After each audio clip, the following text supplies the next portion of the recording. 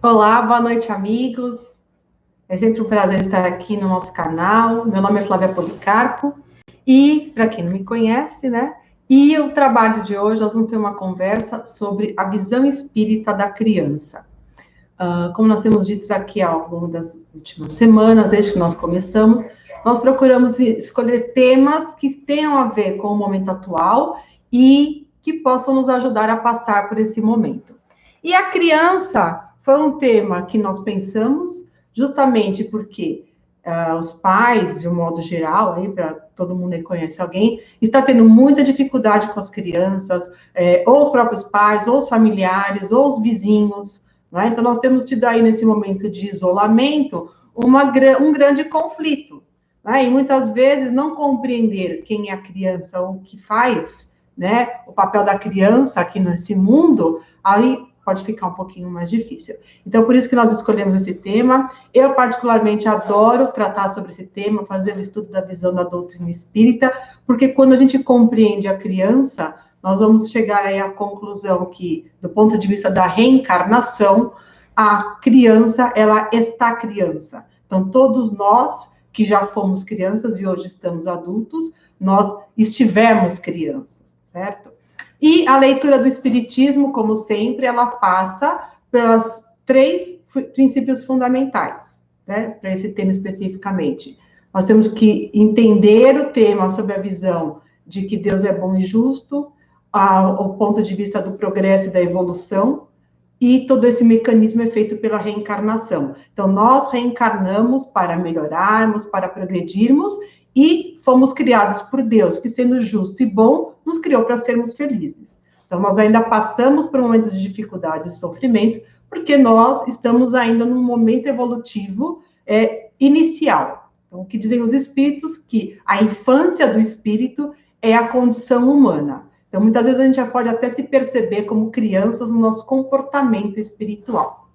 Pois bem, essa passagem nós colocamos hoje no canal Bibliografia e ela está tanto nas obras básicas, no Livro dos Espíritos, que tem algumas questões específicas sobre a infância, quando ele aborda o retorno da vida espiritual para a vida encarnada, e tem um tema também específico no Evangelho segundo o Espiritismo, que é um trechinho do Evangelho que nós vamos comentar, e que também lá é um tema pequeno, que é feito o comentário dessa passagem, que é objeto aqui do estudo de hoje, e que ali traz um resumo do resumo da doutrina espírita, que é o que a gente vai acabar vendo hoje na nossa conversa. Então, essa passagem está no capítulo do Bem-aventurados os puros de coração. Essa passagem, ela está tanto em Mateus, capítulo 5, versículo 8, como no Marcos, capítulo 10, versículos 13 a 16. E Jesus diz que bem-aventurados são os puros de coração, porque eles verão a Deus. E a comparação que ele faz é que todos nós devemos nos comportar de forma semelhante a uma criança. Não é? Então, tem essa passagem, ele relata que estavam aproximando algumas crianças e os apóstolos estavam afastando, como muitas vezes é uma atitude natural, dependendo do ambiente em que nós nos encontramos. Então, afastam-se as crianças. E Jesus fica bravo e diz, não, deixai vir a mim os pequeninos. E aí ele aproveita essa oportunidade para dizer, deixai vir a mim os pequeninos, porque o reino dos céus é para aqueles que a eles se assemelham. Veja, o reino dos céus não é para as crianças. Então, Jesus toma a figura das crianças como esse símbolo de inocência, de pureza e humildade. Mas aí, quando a gente vê do ponto de vista espírita, pode se perguntar, mas se nós temos a visão da reencarnação, o porquê desta passagem? Veja só, quando nós olhamos uma criança, nós sempre temos aquela visão, ele é fofinho, ele é bonitinho, ele vê um bebê pequenininho, né? Ele exige uma série de cuidados, não é? E a gente sempre pergunta, de onde ele veio, né? Até quando nós somos crianças, perguntamos, de onde vêm os bebês?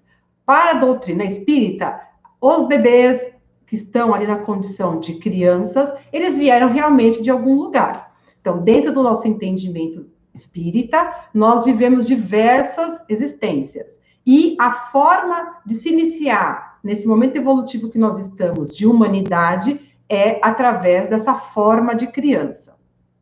não é? E também quando a gente olha uma criança, ou ao longo do tempo, conforme a gente vai convivendo, fala, essa criança puxou o avô, essa criança puxou o pai, ela é igual a fulano, não é? Então, o que nós vamos ver dentro aqui do Espiritismo, que ninguém puxa nada de ninguém. Por quê? Nós somos espíritos individuais, não é? Cada um tem as suas próprias vivências, as suas próprias experiências, não é? E cada um de nós é um espírito individual, evolui por si, apesar de vivermos em sociedade, a sociedade nos impulsiona o desenvolvimento.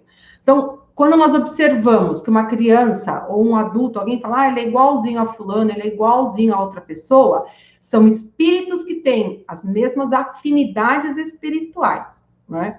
E aí perguntamos, mas o porquê da infância? Qual a necessidade da infância?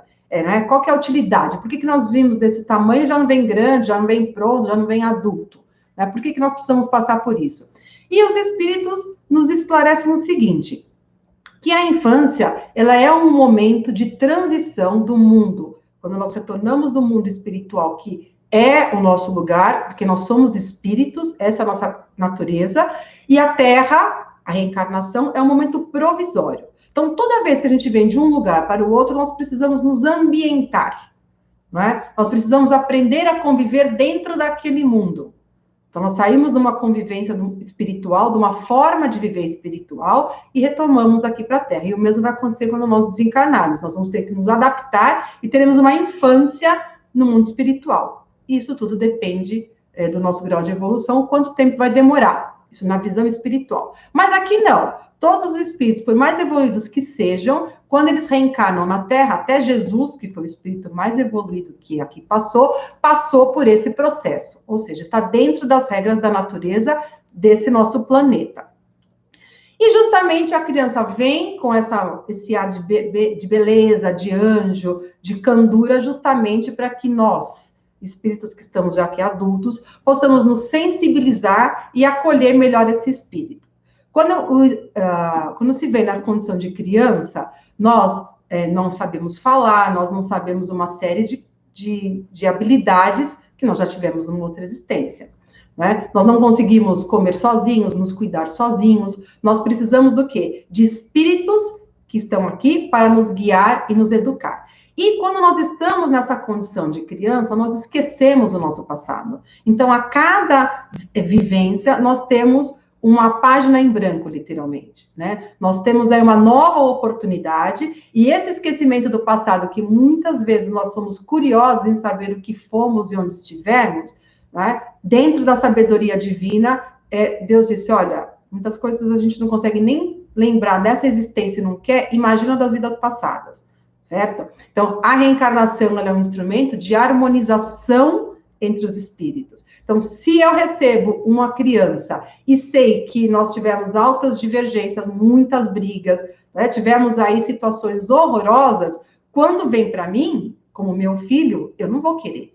Agora, se ambos os espíritos estão sem a lembrança do passado, aquilo é um recomeço. E é uma forma de tentar se transformar, se perdoar, né?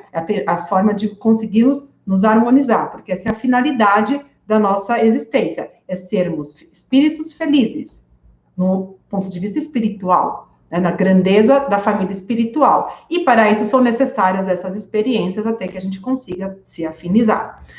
Então, veja, qual que é o papel dos pais ou daquelas pessoas que recebem esses espíritos? Porque não necessariamente só pai e mãe, todos que convivem com as crianças, independente do nome social, seja pai, mãe, tio, todos nós temos uma responsabilidade, um dever com aquele espírito. É que quanto mais nós vamos aproximando do núcleo da família, mais necessidade esses espíritos têm de se acertarem entre si. Né? Por isso que a família aí é o grande laboratório de convivência dos espíritos, os grandes acertos mais necessários acabam vindo com pessoas na família. E aí isso também é um tema para a gente tratar de uma outra conversa que acaba caindo aqui. Essa criança veio para a minha família. Por que ela veio para a família?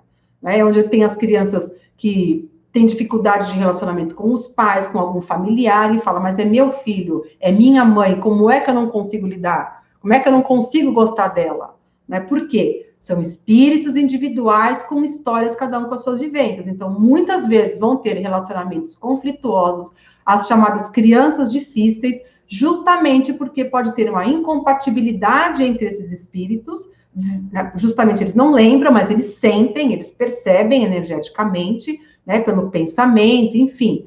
Há essa percepção entre os espíritos. Por isso que também é muito comum quando nós vamos em algum lugar, e quem já não deve ter visto, que estão sempre várias crianças, e os adultos colocam as crianças para brincarem, né? Vão lá brincar, né? Como aqui na passagem de Jesus.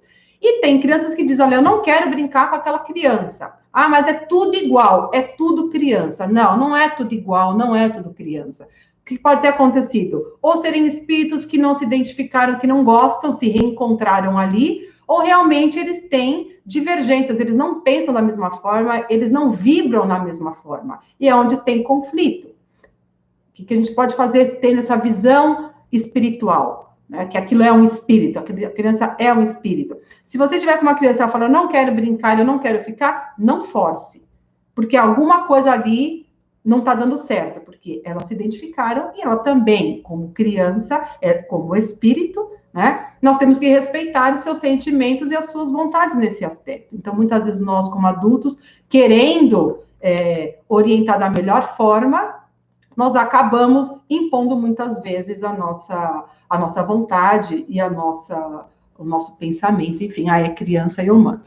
Então, veja só, quando nós também vemos o papel dos pais ou daqueles que criam as crianças, eles têm uma grande responsabilidade do ponto de vista espiritual, porque eles receberam aquele espírito e se propuseram a encaminhar nesse período inicial, principalmente, né, e assim acompanhar por toda a encarnação. Mas na infância, qual é o principal trunfo que os pais têm?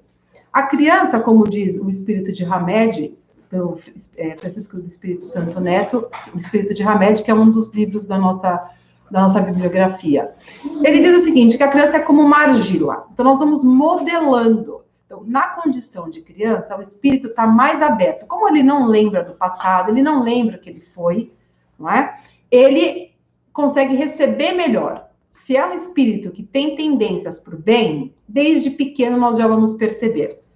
E agora, se também ele tem uma tendência, principalmente, que ainda está numa sintonia que está de acordo com o mal, que não está ainda ajustado tão bem com as leis divinas, é nesse momento que a gente consegue abafar essas más tendências, como diz Kardec, e tentar dar uma organizada, um encaminhamento melhor para essas más tendências.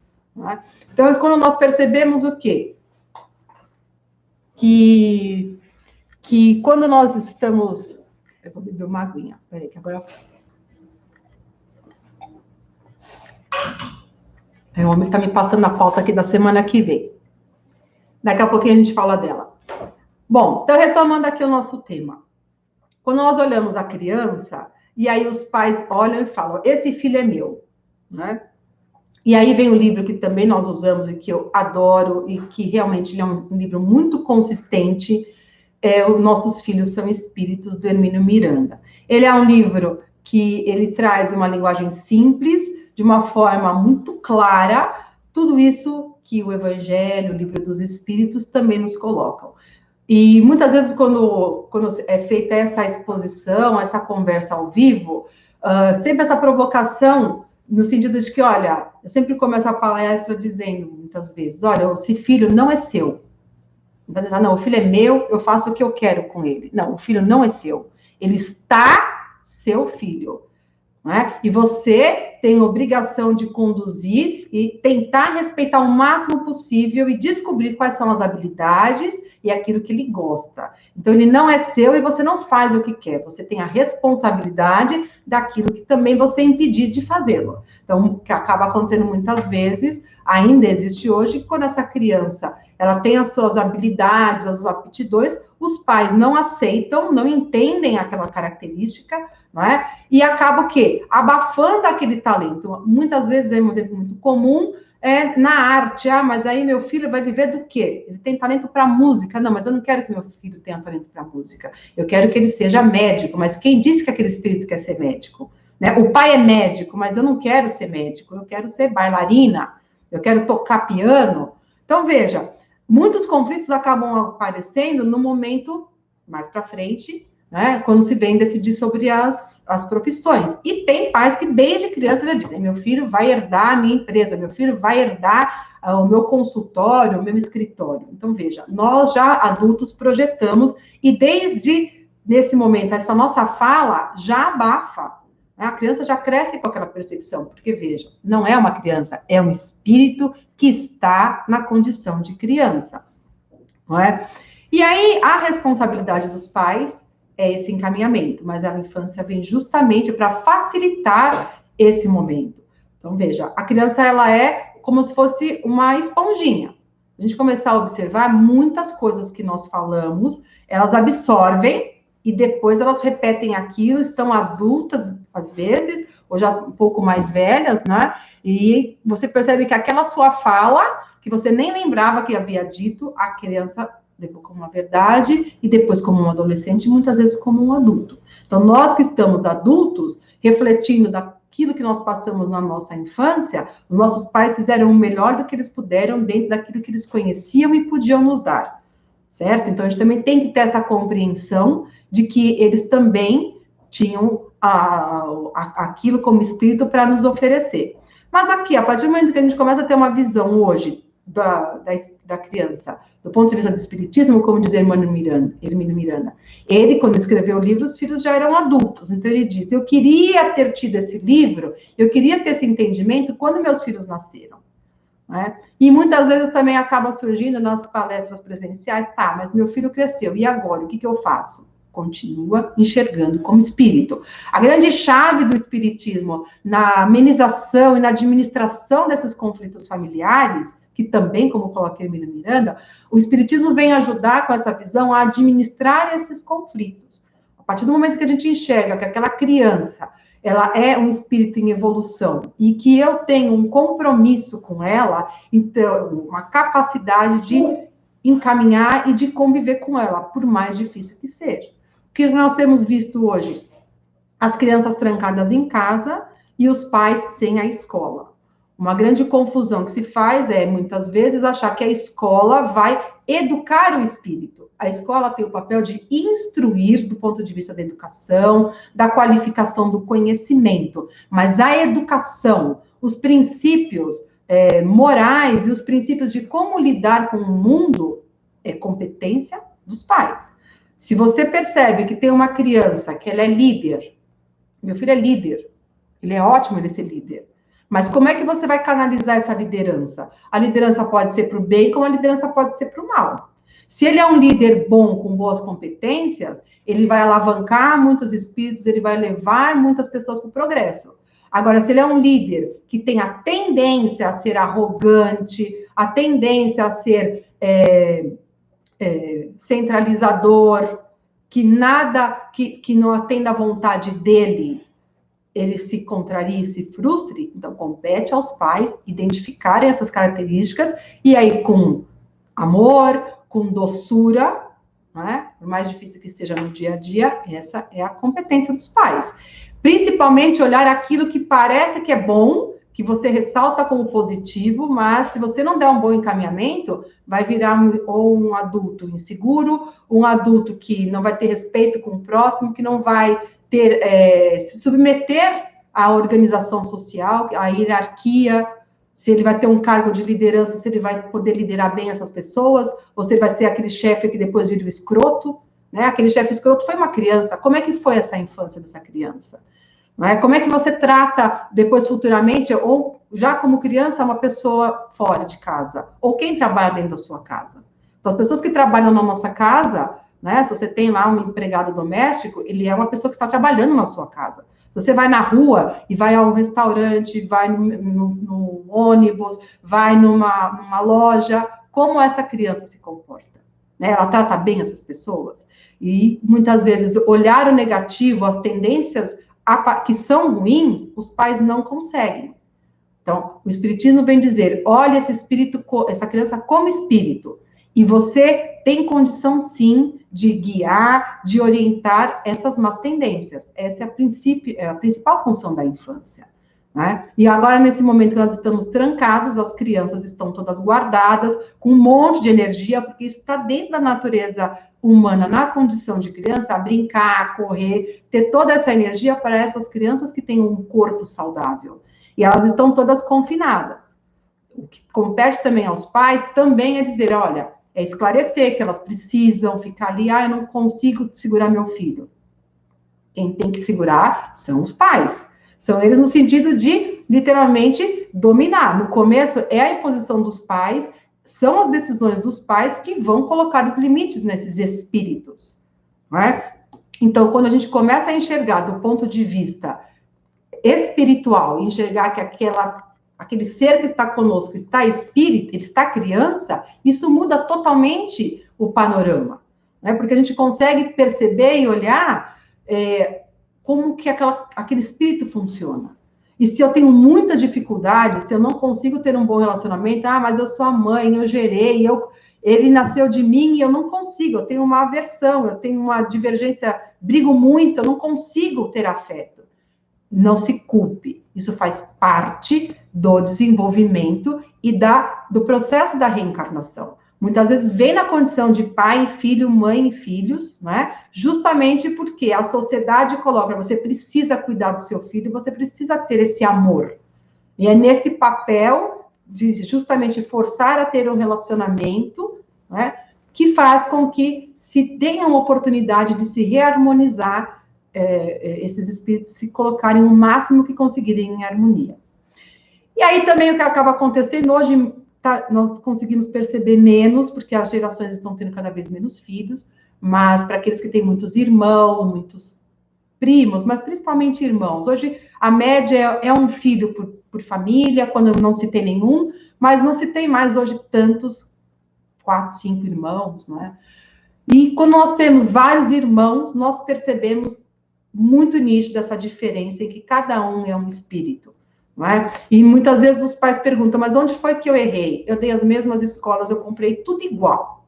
Eu tenho 3 irmãs, cada uma de nós é completamente diferente da outra. As escolas são as mesmas, o ambiente proporcionado é o mesmo, tudo foi o mesmo, mas cada uma respondeu de uma forma diferente, porque cada uma de nós tem uma bagagem espiritual diferente, lê um mundo diferente, e inclusive os pais. Então, aquelas mesmas palavras, as mesmas atitudes que os nossos pais falaram e fizeram, cada uma de nós tem uma lembrança, tem uma percepção. E essa é a beleza que a doutrina espírita vem nos mostrar. Como cada espírito, na condição de criança, reage. Então, gritarmos, humilharmos, tratarmos de uma forma que coloque uma forma de sentimento de destruição, de críticas destrutivas, de você fazer com que aquele ato que você deveria corrigir, ele seja algo humilhante, como é que vai se comportar essa criança? Não é? Então, quando a gente começa a ter esse olhar de qual é o meu papel, ele está espírito, quais são as deficiências e dificuldades que esse espírito tem? Ele pode ser um espírito mais sensível, ele pode ser um espírito que tem mais autonomia, que é o que acaba acontecendo quando se tem muitos irmãos, ou basta mais um. Os pais protegem aquele eu faço tudo sozinha. Por quê? Justamente aquele espírito precisa de mais atenção. Ele precisa de mais cuidado. Mas o ponto dos pais também. Eu preciso cuidar daquele espírito mais necessitado, mas eu também não posso desatender aquele outro que, por mais que tenha mais autonomia, que consiga viver melhor, tenha menos dependência de ajuda em todos os aspectos, os pais também têm esse papel de fazer esse equilíbrio, que nós sabemos que na vida real acaba resultando em muitos conflitos. Não é? O irmão preferido, minha mãe gosta mais de fulano, meu pai gosta mais de fulano, meu pai não gosta de mim. Pode acontecer isso também, pode ser verdadeiro, quando nós olhamos do ponto de vista espiritual. Não tem afinidade. Mas, se, a partir do momento que nós estamos conhecendo a doutrina espírita, ou aqueles que já conhecem há muito tempo, têm essa consciência, o nosso papel, ele muda, e a responsabilidade é nossa, de compreender e entender que a forma como eu sou tratada pelos meus pais, se é diferente de um irmão, isso vem desde criança, então nós lembramos, desde sempre, então sempre foi assim, sempre me tratou assim desde criança. Então, o nosso papel é compreender as dificuldades dos pais, se eles não têm essa visão espiritual que tenhamos, Nós, então, entendermos essa dificuldade, e aí, nesse ponto, perdoar de uma certa forma. Ok, eles só conseguem ir até aqui, eles têm essa dificuldade, então eu, com um pouco mais de entendimento nesse sentido, né, nós não sabemos mais ou menos, é uma forma de se entender a vida. O Espiritismo, nós não acreditamos em nada, nós entendemos a vida dessa forma, e a vida é sempre sob o aspecto da reencarnação.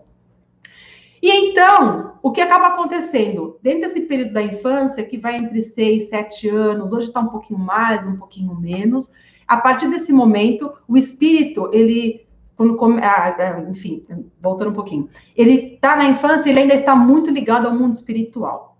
Quanto mais ele vai crescendo, até esses 7, 8 anos, ele tem esse processo de desligamento. E é onde também aparecem os amigos imaginários. Dentro da visão espírita, esses amigos imaginários não são imaginários, eles são espíritos que essa criança vê.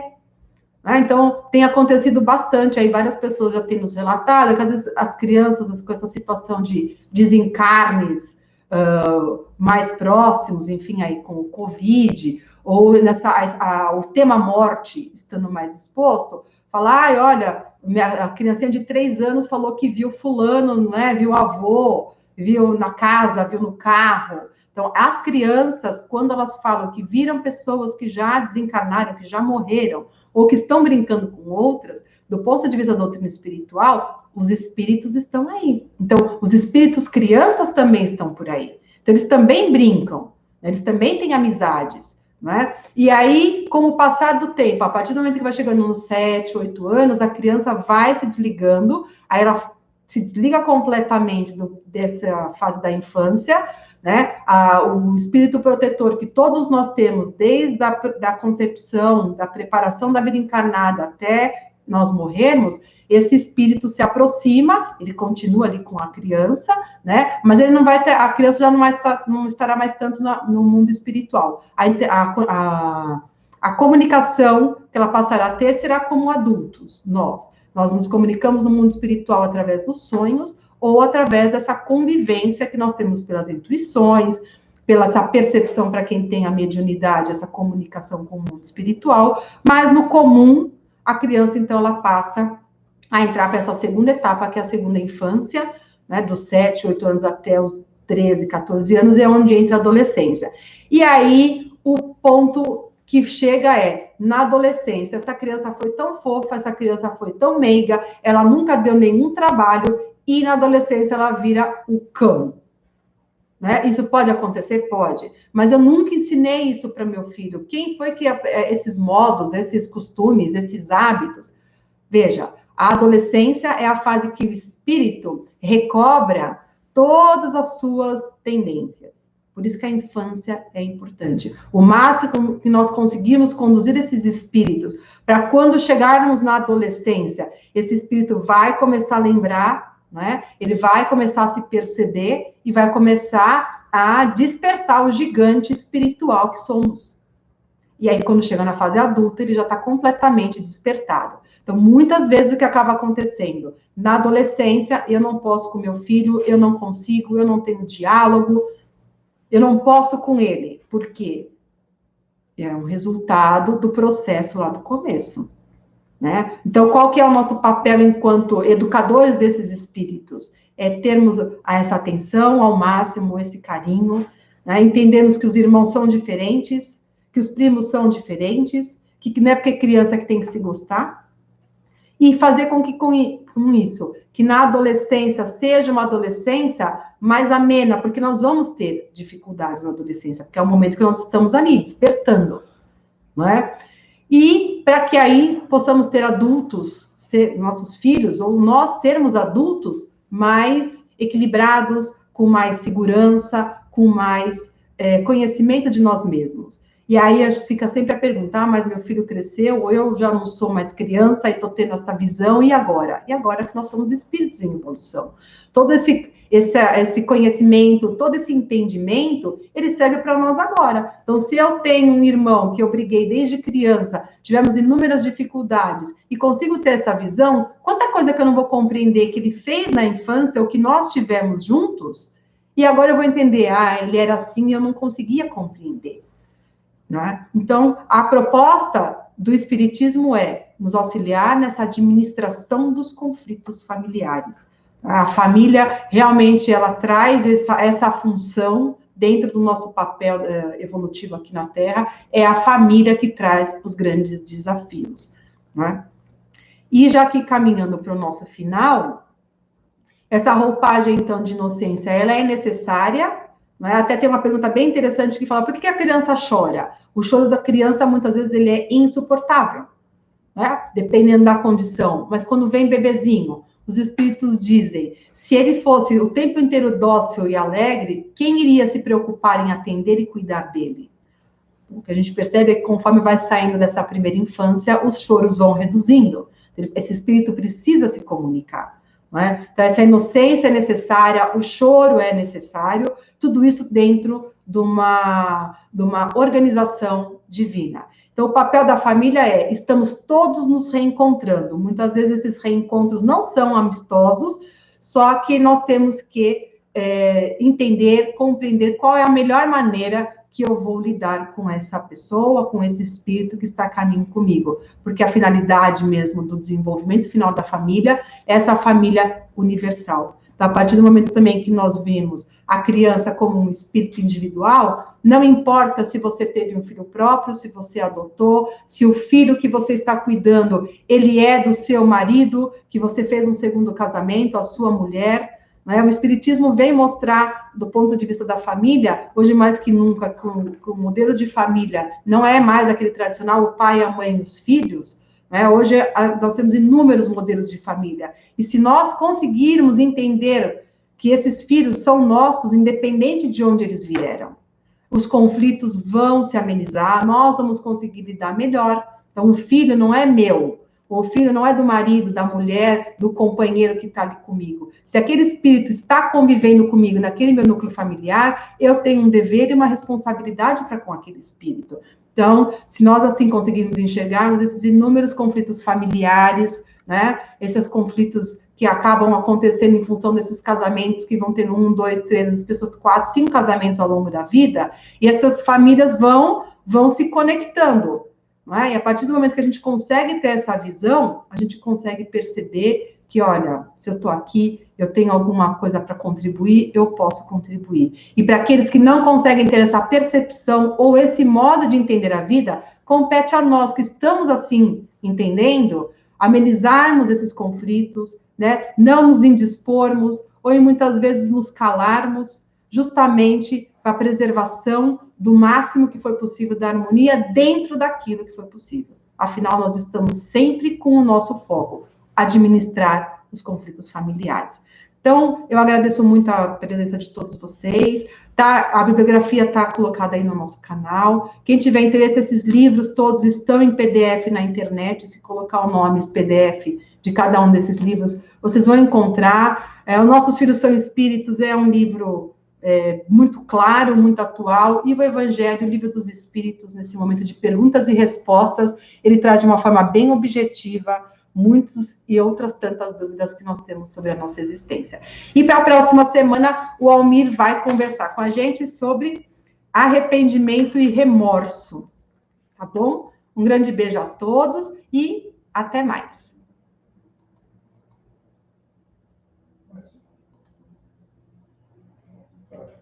Fica em cima da